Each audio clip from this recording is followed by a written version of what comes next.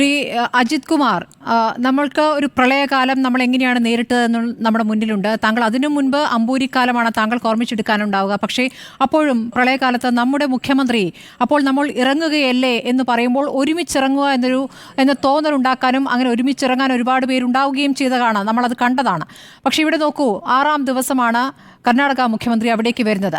അവിടെ വരുമ്പോഴാകട്ടെ അവിടെ ഉണ്ടാകുന്ന അനാസ്ഥയും പോലീസിൻ്റെ ഭാഗത്തുണ്ടായ വീഴ്ചയും ഒക്കെ സൂചിപ്പിക്കുന്ന ഘട്ടത്തിൽ മുഖ്യമന്ത്രി പറയുന്നത് മഴ മാത്രമാണ് തടസ്സമായത് എന്നാണ്. മഴ കൊണ്ടാണ് രക്ഷാപ്രവർത്തനം വൈകിയത് എന്നാണ്. ജീവൻ പണയം വെച്ചുകൊണ്ടുള്ള രക്ഷാപ്രവർത്തനം ശരിയാണ്, രക്ഷാപ്രവർത്തനത്തിന് ചില സങ്കീർണമായ സാഹചര്യമുണ്ട് എന്നുള്ള യാഥാർത്ഥ്യമാണ്. പക്ഷേ എത്രത്തോളം ആത്മാർത്ഥതയോടെ അവിടെ പ്രവർത്തിക്കുന്നു എന്നൊരു വിഷയം കൂടിയുണ്ടല്ലോ.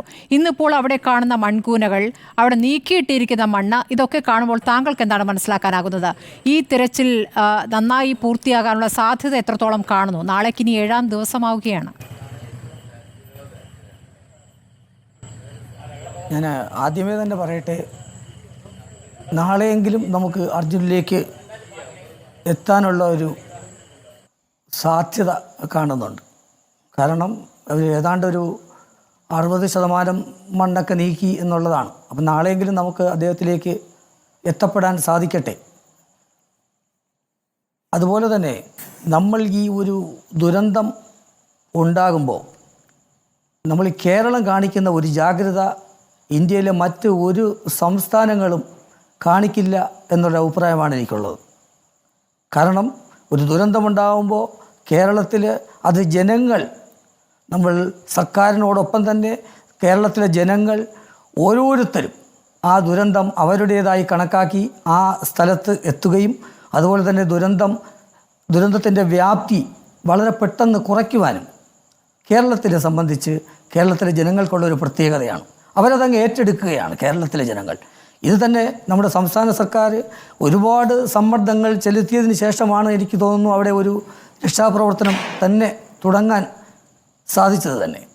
അപ്പോൾ നമ്മൾ കാണിക്കുന്ന ഒരു ജാഗ്രത മറ്റ് ഒരു ഇന്ത്യൻ സംസ്ഥാനങ്ങളും ഇങ്ങനെ ഒരു ദുരന്തമുണ്ടാകുമ്പോൾ നമ്മൾ നോക്കൂ, നമ്മൾ ആ അമ്പൂരി ദുരന്തമായാലും ശരി, എട്ടിമട ദുരന്തമായിരുന്നാലും ശരി, നമ്മൾ ഉണ്ടായ വെള്ളപ്പൊക്കമൊക്കെ എത്ര പെട്ടെന്നാണ് നമ്മളത് റിക്കവർ ചെയ്തത്.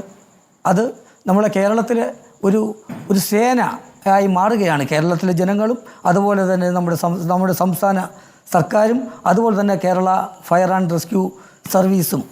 കേരള ഫയർ ആൻഡ് റെസ്ക്യൂ സർവീസിൻ്റെ കീഴിൽ ഈ ഒരു വിഭാഗം കംപ്ലീറ്റ് അങ്ങ് അണിനിരക്കുകയാണ് ആ ഒരു സമയത്ത്. അപ്പോൾ ഞാൻ ഈ TV ന്യൂസിലൂടെയും ഇതിലൂടെയൊക്കെ കണ്ടതിൽ നിന്ന് മനസ്സിലാക്കുന്നത്, ഈ ദുരന്തത്തിന് ഒരു മഴ ഒരു വലിയ തടസ്സമായിരുന്നു. പക്ഷേ ആ തടസ്സമെല്ലാം നീങ്ങിയിട്ട് കൂടി നമുക്ക് അദ്ദേഹത്തിലേക്ക് എത്തുവാൻ സാധിക്കില്ല എന്നുള്ളതാണ്. ഇപ്പോൾ തന്നെ നോക്കൂ, നമ്മൾ ഈ ചാനലിലൂടെ അല്ലെങ്കിൽ റിപ്പോർട്ടർ ചാനലിലൂടെയൊക്കെ കാണിക്കുന്നത് പോലെ എനിക്ക് തോന്നുന്നു ഒരു ഇന്ത്യൻ സംസ്ഥാനത്തൊരു TV-യിൽ ഇതുപോലെ ഒരു ലൈവൊന്നും ഉണ്ടാവണമെന്നില്ല. അപ്പം നമ്മൾ നമ്മുടേതായ ഒരു കാര്യമായി ഏറ്റെടുത്തുകൊണ്ട് അല്ലെങ്കിൽ ജനങ്ങളുടെ ഒരു ആവശ്യമായി കണക്കാക്കി ഇന്നലെ മുതൽ ഈ ഒരൊറ്റ വാർത്തയിലാണ് നിൽക്കുന്നത്. അതാണ് റിപ്പോർട്ടറൊക്കെ ഇന്നലെ മുതലേ ഇത് നമ്മൾ കണ്ടുകൊണ്ടിരിക്കുകയാണ്. അപ്പോൾ ഈ ഒരു സീരിയസ് എനിക്ക് തോന്നുന്നു കർണാടക സംസ്ഥാന സർക്കാരിന് പോലും ഇല്ല എന്നുള്ളതാണ്. ഒരു ദുരന്തത്തിൻ്റെ വ്യാപ്തി വളരെ വലുതാണ്. പക്ഷേ അത് എത്രയും പെട്ടെന്ന് അതിൽ പെട്ട ആളുകളെ രക്ഷപ്പെടുത്തുക എന്നുള്ളതാണ് ഒരു സംസ്ഥാന സർക്കാരിൻ്റെ ഒരു ജോലി. സൈന്യത്തിന്റെ വരവിനെ പ്രതീക്ഷയോടെയാണ് കണ്ടിരുന്നത്. 40-അംഗ സംഘം ബെൽഗാവിൽ നിന്ന് എത്തുകയും ചെയ്തു. പക്ഷേ അവരുടെ കയ്യിൽ എക്യുപ്മെന്റ്സ് ഇല്ല എന്നുള്ളതാണ്. നാളെ ഇനിയിപ്പോൾ ഡീപ് സെർച്ച് മെറ്റലുമായി നാളെ എത്താം എന്ന് പറഞ്ഞിട്ടാണ്, റഡാറുമായി നാളെ എത്താം എന്ന് പറഞ്ഞിട്ടാണ് അവർ പോകുന്നത്. അപ്പോൾ പിന്നെ എന്തുകൊണ്ടാണ് വന്നത് എന്നുള്ള ചോദ്യം ഇവിടെ നിൽക്കുകയാണ്. പോലുള്ള സംവിധാനം ഇന്നിപ്പോൾ GPR പോലുള്ള സംവിധാനം അവരുടെ കയ്യിലേ ഉള്ളൂ. അപ്പോൾ അതൊക്കെ ഇല്ലാതെ ഒരു ദുരന്തത്തിന് സഹായമായി വരിക എന്ന് പറഞ്ഞാൽ തന്നെ അതിൽ നിന്ന് നമുക്ക് എന്തനുമാനിക്കാൻ പറ്റും? ഇത് ഒരു സംഗതി പോലും ഇല്ലാതെയാണ് കേരളത്തിൽ നമ്മൾ ഈ രക്ഷാപ്രവർത്തനങ്ങളെല്ലാം തന്നെ നടത്തിക്കൊണ്ടിരിക്കുന്നത്. ഇന്നിപ്പോൾ അത് കണ്ട് നമ്മൾ ഈ ദുരന്തങ്ങളെ മുന്നിൽ കണ്ടുകൊണ്ട്, ദുരന്തങ്ങൾ എപ്പോഴും സംഭവിക്കാം, അത് ആകസ്മികമാണ്. എവിടെ എപ്പോൾ ഏത് രൂപത്തിൽ വരുന്നു നമുക്ക് പ്രെഡിക്റ്റ് ചെയ്യാൻ പറ്റത്തില്ല.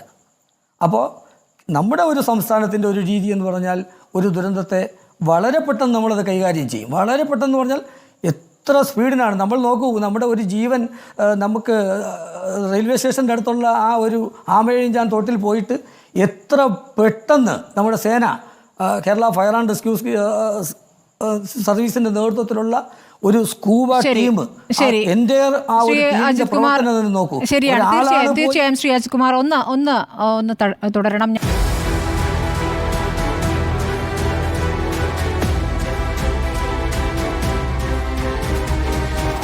ഡിബേറ്റ് വിത്ത് സ്മൃതി പരുത്തിക്കാട്.